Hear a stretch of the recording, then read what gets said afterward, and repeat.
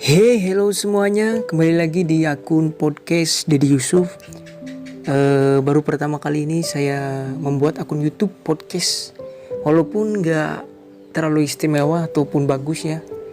Malah semuanya seperti penyiar radio yang didengarkan untuk tidur ataupun waktu santai kalian tentunya.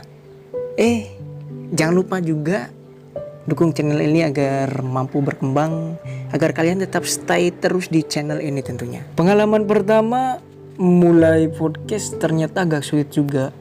Ya karena kita harus membiasakan diri berbicara selayaknya penyiar radio, biar tidak bosan juga didengar oleh penonton ataupun orang lain, ya walaupun cuma gambar dan tulisan. Tapi gak apa-apa juga. Mungkin untuk kedepannya saya akan lebih bertatap muka dengan kalian ataupun menyapa di akun podcast ini agar lebih dapat value-nya daripada hanya suaranya saja. Lebih baik Anda yang mendengarkan podcast ini dengarkanlah sampai selesai biar gak salah paham. Mungkin podcast ini kesannya terlalu bucin banget. Tapi gak apa-apa. Kita sama-sama belajar aja. Karena belajar bagian dari proses kita dan bagian dari langkah awal juga. Saya pernah membaca buku yang bertemakan seni mencintai, psikologi cinta spektakuler sepanjang masa, karyanya Erich Fromm. Pada lembaran pertama saya membaca ada sebuah kalimat yang menurutku adalah suatu bentuk pembelajaran untuk kita sebagai manusia, bahwasanya kita terlalu banyak menonton film cinta, kita terlalu banyak mendengarkan musik cinta, romantis, bahkan layaknya seperti tidak ada gunanya. Tetapi kita lupa akan mempelajari apa itu yang dinamakan cinta. Cinta memang tidak dipelajari di bangku sekolah, di bangku perkuliahan, ataupun sekolahan formal dan normal. Tidak ada manusia yang ingin mempelajarinya, padahal secara garis besar cinta itu perlu dipelajari agar tidak ada yang namanya manusia yang mencintai lalu disakiti oleh pasangannya karena berbagai alasan untuk ingin berpisah. Lalu hati jadi tersakiti, psikis akan mengalami yang namanya mati rasa. Ketika mati rasa pasti akan hilang selera untuk memulai relationship lagi ataupun memulai hubungan lagi dengan seseorang, dan bahkan semuanya terasa seperti tak lagi ada gairah hidup. Ya bisa dikatakan seolah-olah Tuhan memberikan pasangan kepada kita seperti tidak adil ataupun hanya sebuah persinggahan sementara. Janganlah bersedih, jangan engkau sesali, karena semuanya bagian dari rencana Tuhan. Semua manusia pasti akan mengalami itu. Ambillah suatu kecaman untuk diri kita agar tidak akan terjebak lagi kepada yang namanya cinta tidak sehat, toxic relationship. Jadi belajarlah ketika semuanya hanya dikatakan layaknya hal yang tabu. Kebanyakan dari kita lebih merasa terlalu mudah untuk jatuh cinta. Bahkan ketika kita nyaman terhadap orang yang sedang dekat dengan kita, terkadang kita sudah merasa sudah memilikinya. Padahal itu adalah rasa nyaman yang membawa suasana merasa sudah memiliki.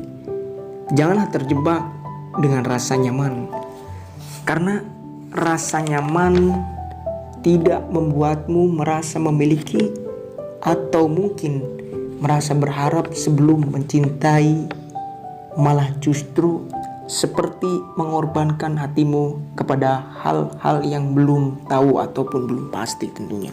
Terkadang juga ada orang, satu cowok dan satu cewek.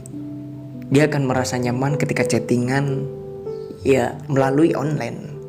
Dia akan nyaman ketika chattingan melalui media yang menjadikan sebagai perantara. Memang yang sebenarnya rasa nyaman timbul karena adanya kedua belah pihak sama-sama membuka hati, saling terbuka tanpa menutupi apa-apa yang harus ditutupi dan tidak mengarah kepada hal-hal lainnya. Begitulah rasa nyaman. Kita akan terjebak di dalam zona nyaman Bahkan kita tidak mengetahui apa yang kita jalin dengan seorang pria itu ataupun seorang perempuan itu. Terkadang ada yang mengatakan jalani aja dulu. Ketika mungkin dalam menjalani aja dulu itu kesannya itu tidak bagus sebenarnya.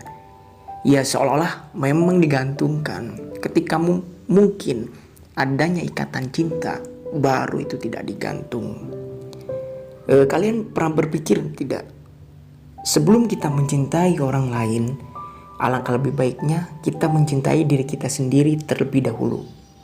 Kebanyakan dari kita tidak menyadari bahwa mencintai diri sendiri itu lebih baik untuk mengetahui diri kita. Setidaknya mampu mengendalikan diri agar tidak membawa dan menuju kepada hubungan yang namanya toxic relationship.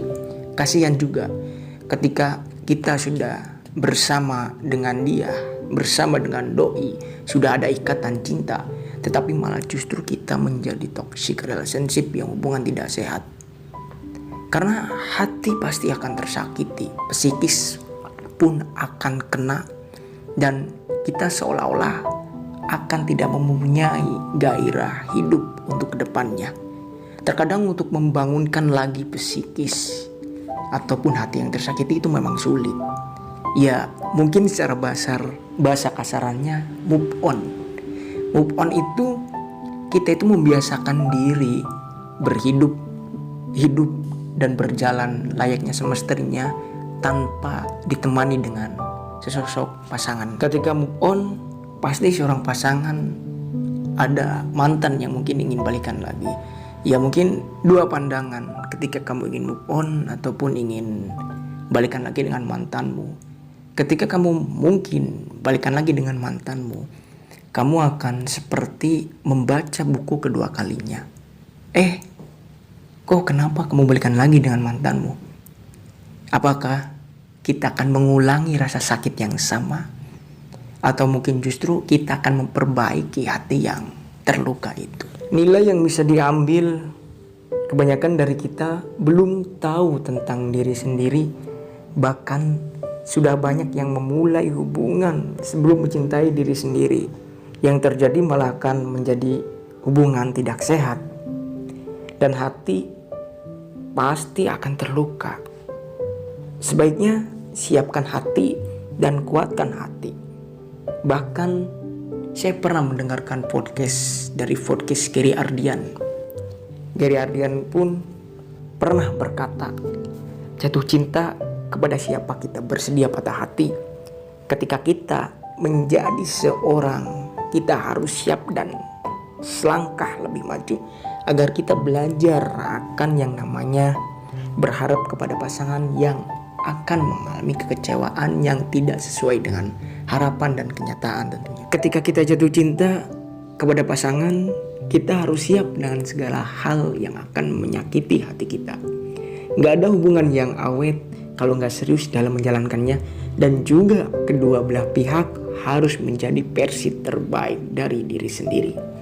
Tentunya kita tidak harus menuntut pasangan kita harus seperti ini, kita tidak harus menuntut pasangan kita seperti itu dan seperti sebagaimana seinginnya kita. Tetapi kita tuntun bersama, kita menuntun bersama dengan kedua belah pihak. Kita belajar bersama, kita berkembang bersama. Jadilah versi diri terbaik dari diri kita sendiri yang akan menuju kejayaan bersama. Bagi kalian tentunya harus tetap semangat menjalankan hubungan ini, karena semuanya bagian dari proses, semuanya bagian dari langkah awal pembentukan kita untuk mempunyai cinta yang semestinya.